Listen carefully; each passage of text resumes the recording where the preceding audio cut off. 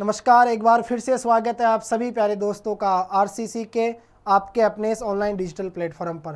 प्यारे दोस्तों, साइंस में हम लोग बात कर रहे थे हमारे शरीर में पाई जाने वाली प्रमुख अंतःस्रावी ग्रंथियों को लेकर।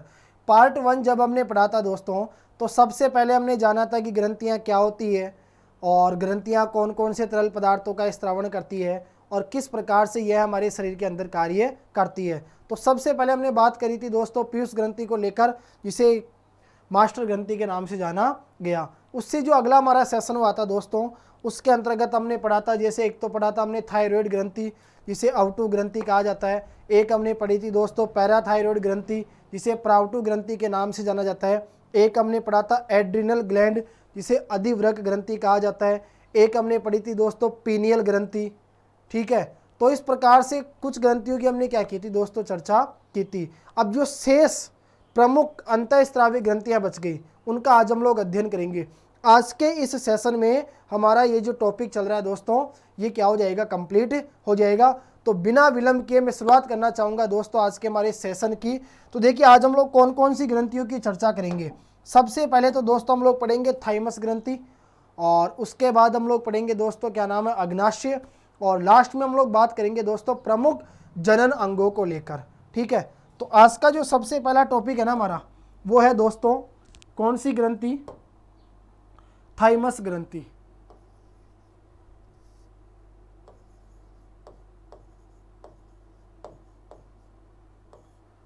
थाइमस ग्रंथि,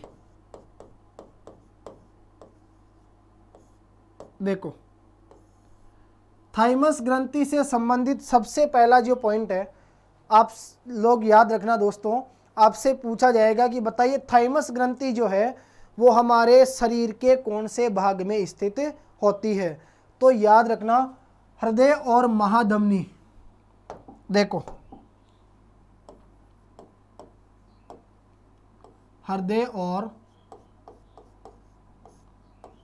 महाधमनी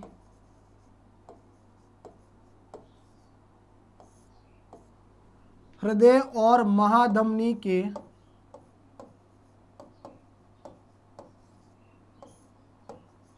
ऊपरी भाग में क्या होती है, स्थित होती है।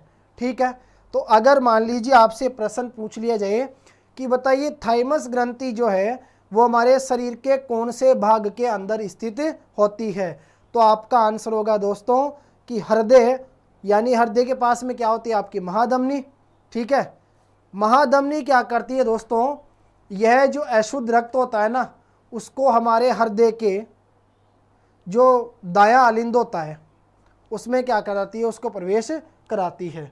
तो याद रखना थाइमस ग्रंथि जो है वो हृदय और महाधमनी के ऊपरी भाग में क्या होती है, स्थित होती है। ठीक है, इसके बाद देखो अगर हम लोग बात करें दोस्तों जन्म के समय, जन्म के समय देखो यहां से आप लोग है ना तीन स्थितियां याद रखना। एक आएगा जन्म के समय, दूसरा आएगा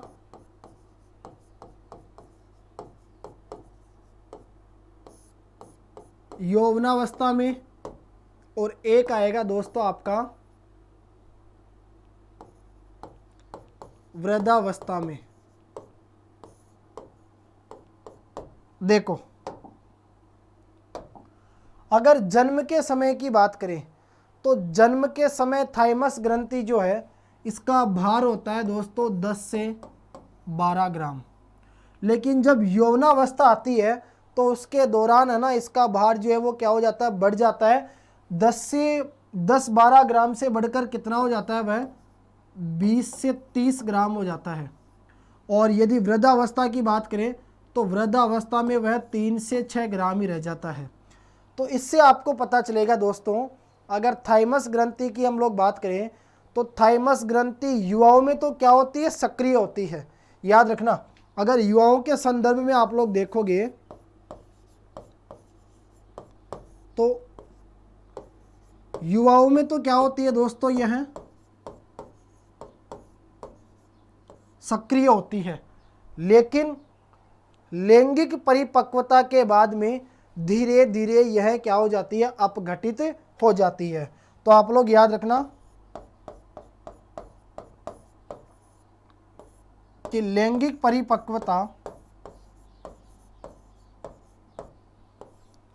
लैंगिक परिपक्वता के बाद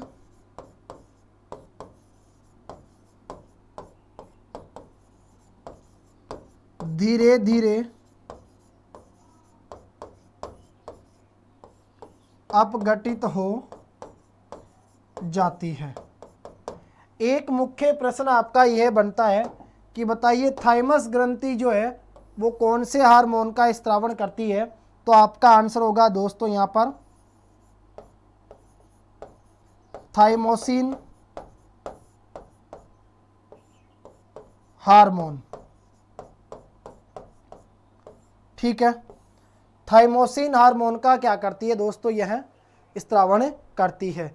एक प्रश्न आपसे और पूछा जा सकता है, याद रखना दोस्तों, थाइमस ग्रंथि की अगर हम लोग बात करें तो यह जो थाइमस ग्रंथि है यह क्या करती है, हमारे शरीर का जो प्रतिरक्षा तंत्र होता है उस प्रतिरक्षा तंत्र में क्या होती है, सहायक होती है। तो आप लोग याद रखना दोस्तों कि शरीर के प्रतिरक्षा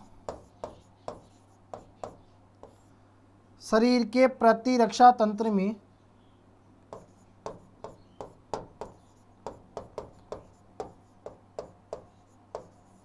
सहायक होती है। ठीक है, देखो सबसे पहले हमने पढ़ा दोस्तों थाइमस ग्रंथि। आपने जाना कि सर थाइमस ग्रंथि जो है यह हृदय और महाधमनी के ऊपरी भाग में क्या होती है, स्थित होती है। ठीक है, इसके बाद देखो जन्म के समय है ना 10 से 12 ग्राम की होती है, यौवनावस्था में यह 20 से 30 ग्राम की होती है और वृद्धावस्था में यह 3 से 6 ग्राम की ही रह जाती है। तो इससे आपको पता चलेगा कि युवाओं की अगर बात करें दोस्तों तो युवाओं में तो है ना थाइमस ग्रंथि जो है क्या होती है दोस्तों, सक्रिय होती है, लेकिन लैंगिक परिपक्वता के बाद में धीरे धीरे यह क्या होती जाती है, अपघटित होती जाती है। ठीक है, एक प्रश्न आपसे पूछा जा सकता है कि थाइमस ग्रंथि जो है वो किस हार्मोन का स्त्रावण करती है। तो आपका आंसर होगा कि थाइमस ग्रंथि जो है वो थाइमोसिन नामक हार्मोन का क्या करती है, स्त्रावण करती है। और यह जो दोस्तों थाइमस ग्रंथि है यह हमारे शरीर के प्रतिरक्षा तंत्र में क्या होती है, सहायक होती है। ठीक है, तो इसी प्रकार के आपसे प्रश्न पूछे जाएंगे। जो भी थाइमस ग्रंथि को लेकर इंपॉर्टेंट प्रश्न बन सकते हैं वो लगभग आपके यहीं से आगे सभी। ठीक है, इसके बाद देखो अगर मान लो दोस्तों इनसे संबंधित किसी भी प्रकार का अगर आपका कोई प्रश्न छूट भी जाता है तो जब हम लोग इन ग्रंथियों से संबंधित महत्वपूर्ण प्रश्नों का जब अध्ययन करेंगे तो उसके दौरान वहाँ सब चीज़ें आपको और देखने को मिल जाएगी, जिससे आपका रिवीजन भी हो जाएगा। ठीक है, आगे देखो इसके बाद हम लोग बात करेंगे दोस्तों थाइमस के बाद में आती है हमारी अग्नाशय। ठीक है, देखो अब हम लोग बात करेंगे अग्नाशय को लेकर।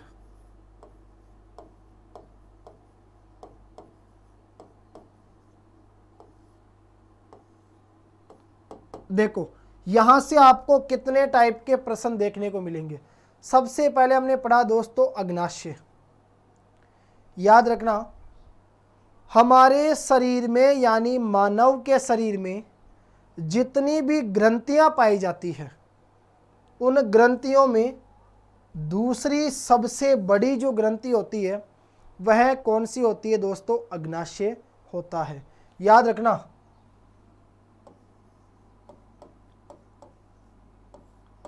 मानव शरीर की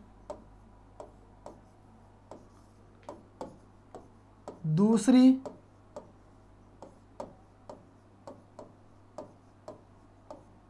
सबसे बड़ी ग्रंथि। ठीक है, अगर आपसे ये प्रश्न पूछा जाए कि बताओ मानव शरीर की, या आप लोग ये कह सकते हैं हमारे शरीर की, मानव शरीर की सबसे बड़ी ग्रंथि,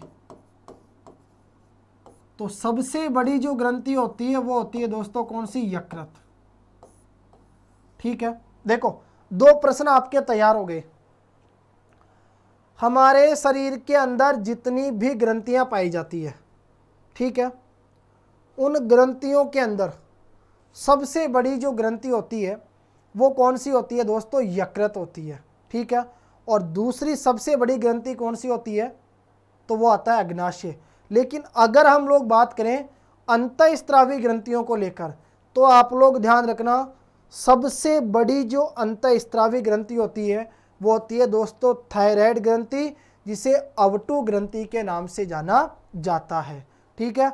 और सबसे छोटी जो अंतःस्रावी ग्रंथि होती है वह पीयूष ग्रंथि होती है, जो सबसे ज़्यादा हार्मोनों का स्रावण करती है और मास्टर ग्रंथि के नाम से जानी जाती है। तो इस प्रकार आपको इससे संबंधित है ना ये 4 प्रश्न याद रखने हैं, ठीक है दोस्तों। अब देखो, तो अग्नाशय की बात आई कि मानव शरीर की दूसरी सबसे बड़ी क्या होती है दोस्तों? ग्रंथि होती है, ठीक है। चलो, इसके बाद हम लोग बात करेंगे दोस्तों, अग्नाशय जो है इसे क्या कहा जाता है? इसे मिश्रित ग्रंथि कहा जाता है। मिश्रित ग्रंथि को आप लोग दूसरा नाम दे सकते हैं दोस्तों, संयुक्त ग्रंथि, ठीक है। आप लोग मिश्रित ग्रंथि भी कह सकते हैं और इसे संयुक्त ग्रंथि भी आप लोग कह सकते हैं। अब आपके मन में प्रश्न आता है कि सर अग्नाशय को मिश्रित ग्रंथि या संयुक्त ग्रंथि के नाम से क्यों जाना जाता है?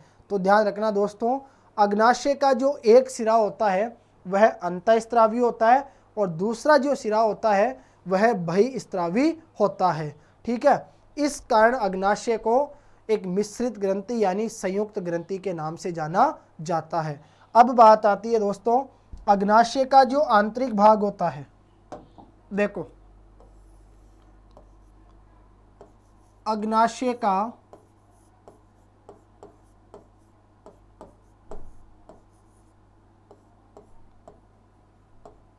आंतरिक भाग। अच्छा, एक प्रश्न आप लोग और याद रखना दोस्तों, और वो यह आता है, इससे पहले देखो जो हमने पढ़ा था ना, यह थाइमस ग्रंथि। याद रखना दोस्तों, थाइमस ग्रंथि क्या करती है? टी लिम्फोसाइट्स का निर्माण करती है।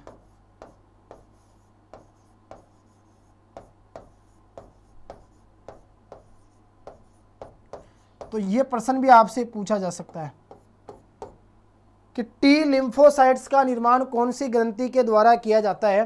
तो आपका आंसर होगा दोस्तों यहाँ पर थाइमस ग्रंथि के द्वारा किया जाता है, ठीक है। किसका? टी लिम्फोसाइट्स का निर्माण। देखो, तो अग्नाशय का जो आंतरिक भाग होता है उसे लैंगरहैंस का द्वीप कहा जाता है, ठीक है। बताओ किस नाम से जाना जाता है? तो याद रखना दोस्तों, लैंगर हैंस का द्वीप कहा जाता है। ये जो लैंगर हैंस का द्वीप है यह क्या होती है दोस्तों? याद रखना, अग्नाशय की कोशिकाएं होती है, ठीक है। क्या होती है बताओ?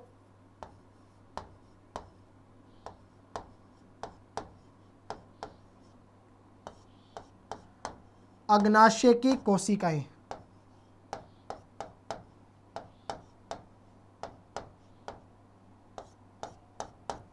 ठीक है। ये चीज आप लोग याद रखना। फिर देखो, तो आपने पढ़ा अग्नाशय का जो आंतरिक भाग होता है उसे लैंगरहैंस का द्वीप कहा जाता है। यह अग्नाशय की कोशिकाएं होती है। और याद रखना दोस्तों, अग्नाशय की ये जो कोशिकाएं हैं ये कितने प्रकार की होती है? तो आप लोग याद रखना, 4 प्रकार की होती है। बताओ अग्नाशय की कोशिकाएं कितने प्रकार की होती है? 4 प्रकार की होती है। और इनमें सबसे पहला जो प्रकार है वो आता है दोस्तों आपके सामने अल्फा कोशिकाएं। अल्फा कोशिकाएं, ठीक है। देखो, अल्फा कोशिकाओं की अगर आप लोग बात करोगे और एक एक को डिटेल से पढ़ेंगे, दूसरा आएगा दोस्तों हमारा कौन सा? बीटा कोशिकाएं। बीटा कोशिकाएं, ठीक है। फिर तीसरा आ जाएगा आपका डेल्टा कोशिकाएं,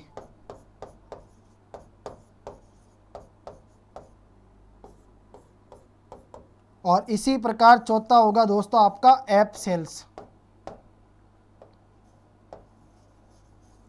एफ कोशिकाएं। ठीक है, तो इस प्रकार याद रखना अग्नाशय की जो कोशिकाएं होती है, बताओ दोस्तों कितने प्रकार की होती है? यह 4 प्रकार की होती है। सबसे पहली आती है अल्फा कोशिकाएं, दूसरा आता है दोस्तों बीटा कोशिकाएं, तीसरा आता है हमारे पास में डेल्टा कोशिकाएं, और चौथा आता है आपका एफ सेल्स। देखो अगर आप लोग बात करोगे दोस्तों अल्फा कोशिकाओं को लेकर, तो ध्यान रखना अल्फा कोशिकाओं की अगर हम लोग बात करें,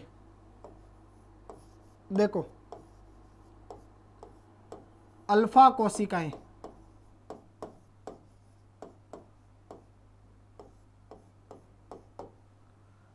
अल्फा कोशिकाएं क्या करती है दोस्तों? जिस हार्मोन का स्त्रावण करती है उस हार्मोन को किस नाम से जाना जाता है? याद रखना उसे ग्लूकेगॉन के नाम से जाना जाता है। तो देखो किस प्रकार के इंपॉर्टेंट प्रश्न आप लोग यहां से देखोगे। अगर आपसे पूछा जाए कि बताइए अल्फा कोशिकाएं जो है, सबको पता है सारी अग्नाशय का जो आंतरिक भाग होता है उसको लैंगरहैंस का द्वीप कहा जाता है। यह अग्नाशय की कोशिकाएं होती है और कितने प्रकार की होती है दोस्तों? तो याद रखना यह 4 प्रकार की होती है। ठीक है, देखो अल्फा कोशिकाएं जिस हार्मोन का स्त्रावण करती है उसे ग्लूकेगॉन के नाम से जाना जाता है। यह क्या करती है दोस्तों? हमारे रक्त के अंदर, हमारे रक्त में जो ग्लूकोज होता है उस ग्लूकोज की मात्रा को सामान्य बनाए रखता है। याद रखना इस ग्लूकेगॉन हार्मोन का प्रमुख कार्य क्या होता है दोस्तों? हमारे रक्त में जो क्या होता है ग्लूकोज, उस ग्लूकोज की मात्रा को सामान्य बनाए रखना। तो अगर आपसे पूछा जाए कि बताइए ग्लूकेगॉन का प्रमुख कार्य क्या है, तो आप लोग याद रखना रक्त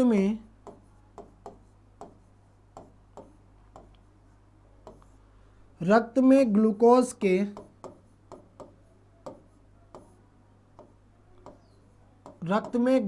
के स्तर को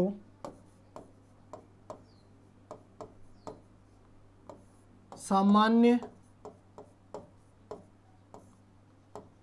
बनाए रखना। ठीक है, और दूसरी चीज अगर अल्फा कोशिकाओं के बाद हम लोग बात करें दोस्तों बीटा कोशिकाओं की,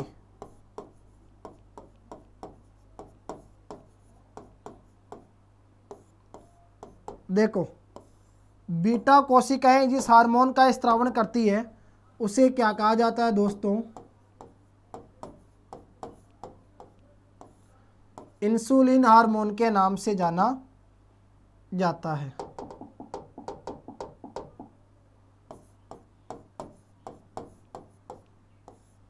ठीक है, देखो बीटा कोशिकाएं जिस हार्मोन का स्त्रावण करती है उसे इंसुलिन हार्मोन के नाम से जाना जाता है। यह दोस्तों आपका इंपॉर्टेंट है, और यहाँ से देखो आपको कितने प्रश्न देखने को मिल सकते हैं। मैं कोशिश करूँगा प्रत्येक प्रश्न को आपको सही तरीके से बिल्कुल समझा पाऊँ।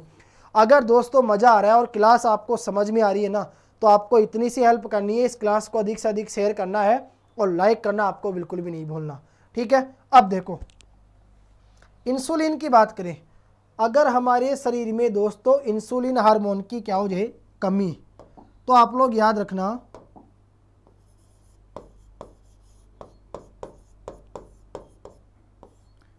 इंसुलिन हार्मोन की कमी से, इंसुलिन हार्मोन की कमी से होने वाला रोग बताओ कौन सा होता है? मधुमेह।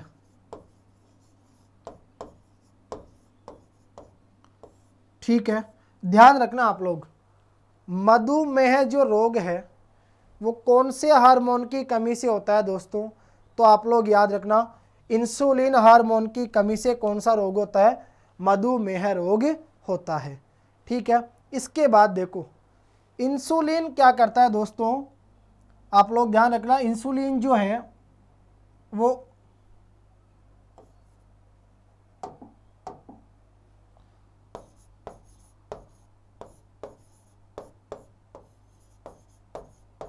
रक्त के अलावा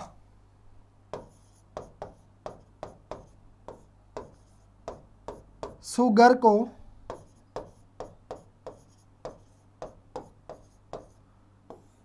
को ग्लाइकोजन में क्या करता है? परिवर्तित करता है। ठीक है, एक ये आप लोग कार्य भी याद रखना, इंसुलिन हार्मोन का कार्य क्या होता है दोस्तों? रक्त के अतिरिक्त यानी रक्त के अलावा शुगर को ग्लाइकोजन में क्या करना? परिवर्तित करना। देखो डहेलिया एक पौधा होता है दोस्तों, उस डहेलिया की जड़ों से भी इंसुलिन को क्या किया जा सकता है? प्राप्त किया जा सकता है। याद रखना, बहुत अच्छा क्वेश्चन है ये कि इंसुलिन हार्मोन जो है इसे किस पादप की जड़ों से प्राप्त किया जाता है? तो आप लोग याद रखना,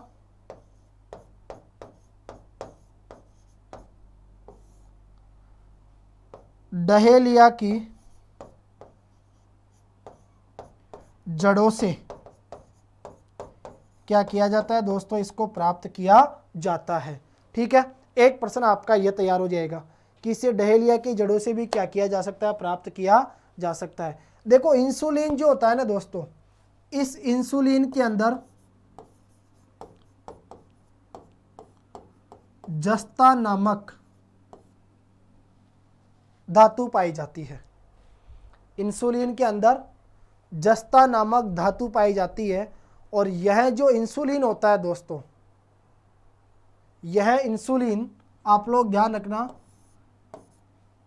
ये क्या होता है आपका? एक पेप्टाइड हार्मोन होता है।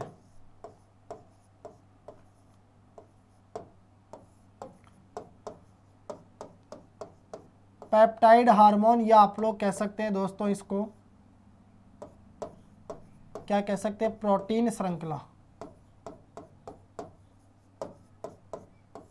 ठीक है, अब देखो हमने बात करी दोस्तों अग्नाशय को लेकर। ठीक है, आपने पढ़ा कि सर अग्नाशय जो है वो मानव शरीर की दूसरी सबसे बड़ी ग्रंथि होती है। यह एक मिश्रित ग्रंथि होती है जिसे संयुक्त ग्रंथि के नाम से भी जाना जाता है। इसे मिश्रित ग्रंथि या संयुक्त ग्रंथि क्यों कहा जाता है दोस्तों? क्योंकि इसका एक सिरा जो है वो अंतःस्त्रावी होता है और दूसरा सिरा जो है वो बहिस्त्रावी होता है। ठीक है, फिर हमने पढ़ा कि सर अग्नाशय का जो आंतरिक भाग होता है उसे लैंगरहैंस का द्वीप कहा जाता है। यह अग्नाशय की कोशिकाएं होती है जो 4 प्रकार की होती है। सबसे पहले बात की दोस्तों हमने अल्फा कोशिकाओं को लेकर कि यह ग्लूकेगॉन नामक हार्मोन का क्या करती है? स्त्रावण करती है, जो रक्त में ग्लूकोज की मात्रा को सामान्य रखता है। ठीक है, उसके बाद फिर हमने पढ़ा दोस्तों बीटा कोशिकाओं को लेकर। तो आपने जाना कि अगर बीटा कोशिकाओं की हम लोग बात करें तो बीटा कोशिकाएं जो होती है दोस्तों, यह क्या करती है? इंसुलिन नामक हार्मोन का क्या करती है? स्त्रावण करती है। ठीक है, इंसुलिन नामक हार्मोन का स्त्रावण करती है। क्लियर? और फिर आपने पढ़ा कि इंसुलिन जो है ये रक्त के अलावा शुगर को ग्लाइकोजन में क्या करता है? परिवर्तित करता है। और अगर हमारे शरीर के अंदर इंसुलिन की कमी हो जाए तो उससे कौन सा रोग हो सकता है दोस्तों? मधुमेह नामक रोग हो सकता है। ठीक है, इसके बाद देखो फिर आपने पढ़ा कि इंसुलिन को हम लोग दोस्तों डहेलिया की जड़ों से भी क्या कर सकते हैं? प्राप्त कर सकते हैं। और इसके अंदर जस्ता नामक क्या पाई जाती है? एक धातु पाई जाती है। और दूसरी बात, इंसुलिन जो है वो आपका प्रोटीन श्रृंखला या पेप्टाइड क्या होता है? हार्मोन होता है। ठीक है, फिर तीसरे नंबर पे आती है दोस्तों हमारे पास में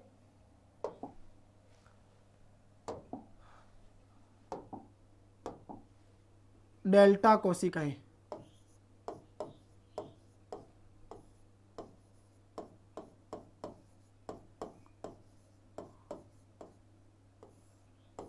एक आ गई आपकी डेल्टा कोशिकाएं और दूसरी होगी आपकी दोस्तों एफ सेल्स।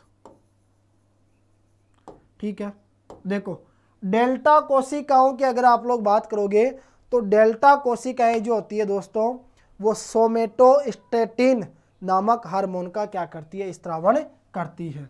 किस हार्मोन का स्त्रावण करती है, सोमेटोस्टेटिन। ठीक है, याद रखना सोमेटोस्टेटिन नामक हार्मोन का क्या करती है दोस्तों, स्त्रावण करती है। कौन सी कोशिकाएं, डेल्टा कोशिकाएं। अगर एप सेल्स की बात करें तो एप सेल्स जिस हार्मोन का स्त्रावण करती है उसे किस नाम से जाना जाता है, उसे दोस्तों पैंक्रियाटिक पेप्टाइड के नाम से जाना जाता है।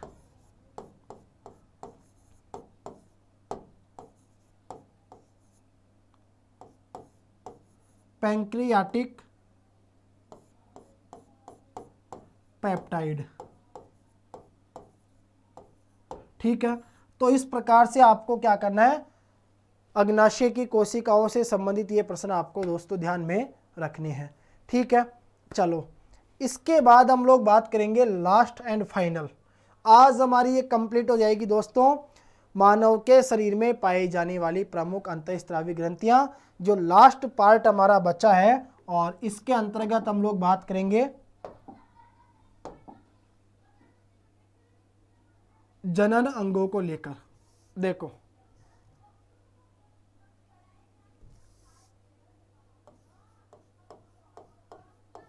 जनन अंग,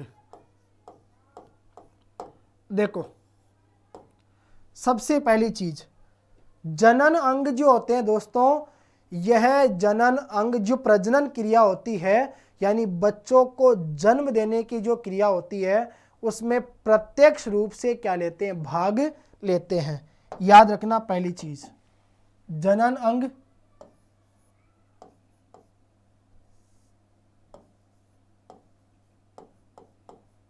यह प्रजनन क्रिया में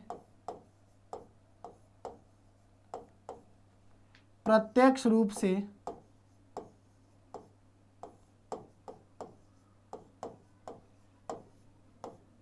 भाग लेते हैं।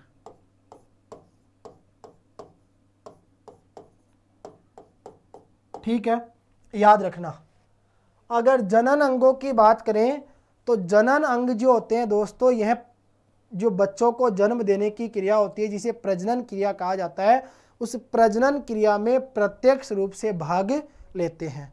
ठीक है, दूसरी चीज अगर हम लोग बात करें कि नर में जनन अंग,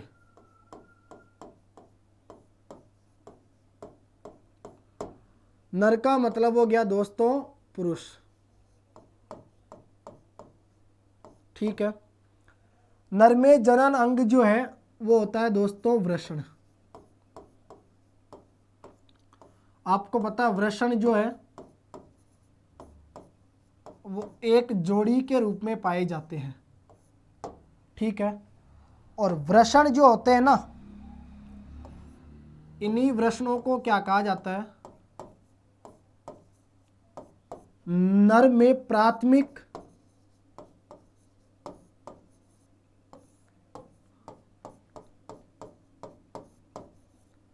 लैंगिक अंग कहा जाता है। ठीक है, देखो जनन अंग प्रजनन क्रिया में प्रत्यक्ष रूप से भाग लेते हैं। अगर नर की बात करें यानी पुरुषों की, तो पुरुषों में जो जनन अंग होता है उसे वृषण कहा जाता है। ठीक है, और फिर हमने पढ़ा वृषण जो है यह एक जोड़ी के रूप में पाया जाता है और नर के अंदर प्राथमिक लैंगिक अंग जो होता है वो कौन सा होता है दोस्तों, वृषण होता है। ठीक है, इसके बाद देखो अगर बात करें मादा में, मादा में जनन अंग, तो देखो मादा यानी क्या हो गया, आपकी स्त्री। ठीक है, स्त्रियों में जो जनन अंग होते हैं वो क्या होते हैं, अंडाशय।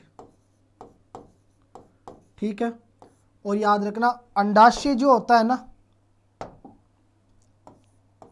अंडाशय क्या कहलाता है,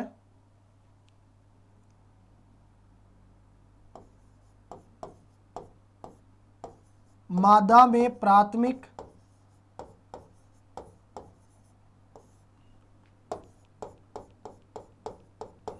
लैंगिक अंग। ठीक है, इसके बाद देखो फिर आता है दोस्तों जनन अंगों का प्रमुख कार्य। जनन अंगों का प्रमुख कार्य। अगर जनन अंगों के प्रमुख कार्य की बात की जाए कि बताइए जनन अंगों का प्रमुख काम क्या होता है, तो जनन अंगों का प्रमुख कार्य होता है दोस्तों युग्मक निर्माण करना।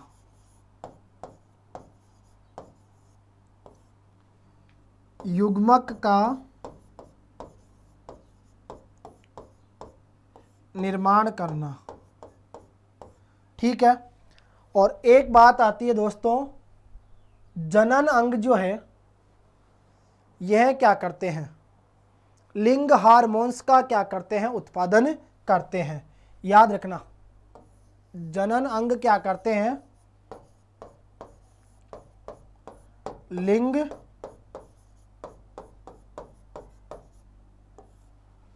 हार्मोन्स का उत्पादन करते हैं। ठीक है, अब देखो लिंग हार्मोन्स कौन कौन से होते हैं आगे पढ़ेंगे। तो सबसे पहले हमने जाना कि जनन अंग प्रजनन क्रिया में प्रत्यक्ष रूप से भाग लेते हैं। नर में जनन अंग वृषण होता है जो एक जोड़ी के रूप में पाया जाता है, जिसे नर में प्राथमिक लैंगिक अंग के नाम से जाना जाता है। मादा में जो जनन अंग है वह अंडाशय होता है, जिसे मादा में प्राथमिक लैंगिक अंग के नाम से जाना जाता है। जनन अंगों का प्रमुख कार्य होता है युग्मक का निर्माण करना, और जनन अंग जो होते हैं दोस्तों यह लिंग हार्मोन्स का क्या करते हैं, उत्पादन करते हैं। अब देखो इंपॉर्टेंट बात आती है कि नर जो हार्मोन्स होते हैं,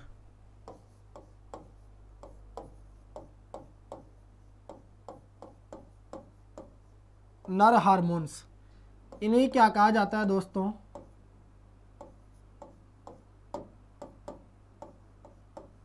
एंड्रोजन्स के नाम से जाना जाता है। याद रखना, नर हार्मोन जो होते हैं उनको एंड्रोजन्स कहा जाता है। अगर बात की जाए कि प्रमुख नर यानी पुरुषों में प्रमुख नर हार्मोन, तो फिर नाम आता है दोस्तों किसका, वो आएगा आपके टेस्टोस्टेरोन।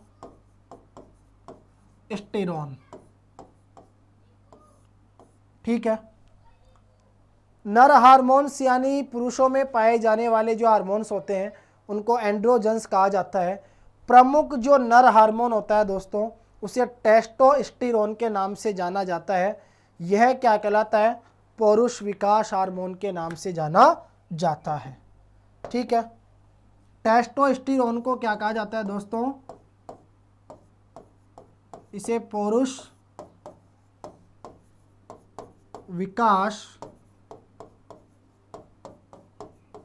हार्मोन कहा जाता है। ठीक है, इसी प्रकार एक आता है दोस्तों आपका मादा हार्मोन। देखो मादा हार्मोन्स की बात करें तो एक आता है दोस्तों आपका एस्ट्रोजन, और दूसरा आता है आपका कौन सा, प्रोजेस्टेरोन। ठीक है, याद रखना मादा हार्मोन्स हमारे पास दो काम में आते हैं, एक आएगा दोस्तों एस्ट्रोजन और दूसरा आएगा हमारे पास में प्रोजेस्टेरोन। ठीक है, यह जो एस्ट्रोजन होता है इसे क्या कहा जाता है, नारी विकास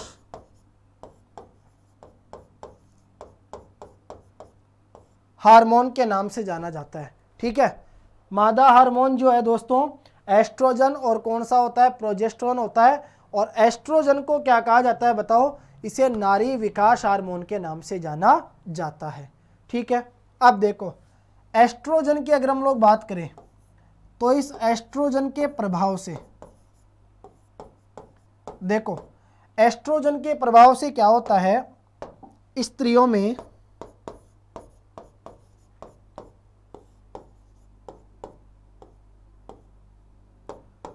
स्तनों,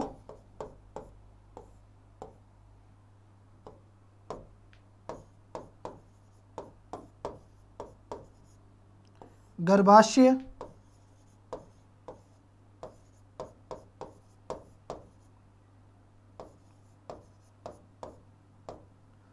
अंडवाहिनियों व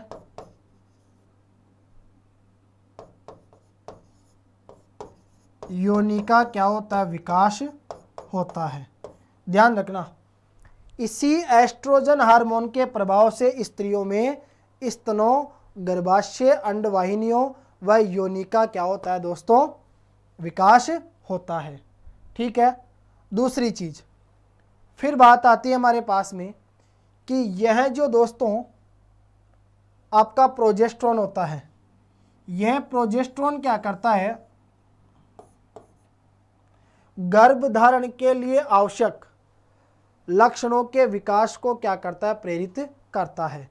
ध्यान रखना, अगर प्रोजेस्टेरोन की बात करें तो यह गर्भधारण के विकास के लिए, ठीक है, यानी गर्भधारण के लिए आवश्यक लक्षणों के विकास को क्या करता है, प्रेरित करता है। स्त्रियों में क्या होता है दोस्तों, रजोनिवृत्ति के पश्चात यानी रजोनिवृत्ति के बाद में हार्मोन्स का जो निर्माण है या हार्मोन्स का जो उत्पादन है वो क्या हो जाता है, समाप्त हो जाता है। ठीक है। और अगर हम लोग बात करें कि देखो गर्भधारण से संबंधित यानी गर्भधारण के लिए जो भी क्या नाम से परीक्षण वगैरह होते हैं, तो उन सब के लिए जो आवश्यक चीज़ होती है ना दोस्तों, वह क्या होता है, HCG होता है। यानी स्त्रियों के मूत्र में उपस्थित जो HCG होता है वह गर्भधारण की जांच के लिए क्या होता है, आवश्यक होता है। ठीक है। और एक प्रश्न आपसे पूछा जा सकता है कि निषेचन की क्रिया कहाँ संपन्न होती है। स्त्रियों में निषेचन की क्रिया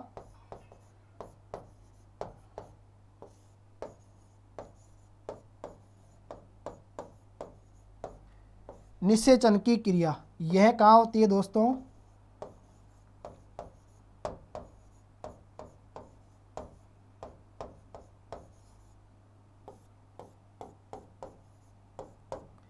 डिंब वाहिनी में होती है।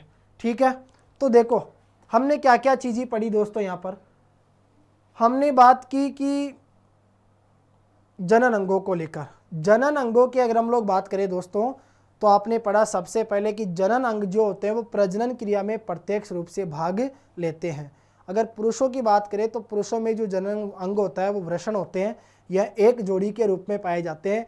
जबकि स्त्रियों की अगर हम लोग बात करें तो स्त्रियों में जो जनन अंग होते हैं वह अंडाशय होते हैं। ठीक है। एक चीज़ आप लोग और याद रखना दोस्तों, स्त्रियों में एक जोड़ी अंडाशय है ना, उदर गुहा में स्थित होता है। स्त्रियों में एक जोड़ी अंडाशय उदर गुहा में क्या होता है, स्थित होता है। ठीक है। तो वृषण को क्या कहा जाता है, नर में प्राथमिक लैंगिक अंग, और इसी प्रकार मादा में जो प्राथमिक लैंगिक अंग होता है वह अंडाशय होता है। ठीक है। चलो फिर बात आती है नर हार्मोन को एंड्रोजन्स कहा जाता है। प्रमुख नर हार्मोन होता है कौन सा, टेस्टोस्टेरोन, इसे पुरुष विकास हार्मोन के नाम से जाना जाता है। मादा हार्मोन्स की बात करें तो एक आता है एस्ट्रोजन और दूसरा आता है कौन सा, प्रोजेस्टेरोन। ठीक है। एस्ट्रोजन को नारी विकास हार्मोन कहा जाता है। इसके प्रभाव से स्त्रियों में स्तनों का, गर्भाशय, अंडवाहिनियों और क्या नाम से योनि का क्या होता है, विकास होता है। निषेचन की जो क्रिया है दोस्तों वह डिंब वाहिनी में क्या होती है, संपन्न होती है। और अगर हम बात करें प्रोजेस्टेरोन की, तो यह प्रोजेस्टेरोन जो है दोस्तों यह गर्भधारण के लिए आवश्यक लक्षणों के विकास को क्या करता है, प्रेरित करता है। और गर्भधारण के परीक्षण के लिए आप लोग याद रखना, स्त्रियों के मूत्र में उपस्थित जो HCG होना है उसका होना होता है। ठीक है। तो इन सब चीज़ों का आप लोगों को याद रखना है। आज के इस सेशन के माध्यम से दोस्तों हमारा यह टॉपिक कंप्लीट हो गया, कौन सा, जो हमने पढ़ना प्रारंभ किया था कि हमारे शरीर में पाई जाने वाली प्रमुख अंतःस्रावी ग्रंथियाँ। अगला जो सेशन होगा उसमें हम लोग एक बार फिर से दोस्तों एक नए चैप्टर की शुरुआत करेंगे। तो तब तक के लिए आप सभी प्यारे दोस्तों को जय हिंद, जय भारत।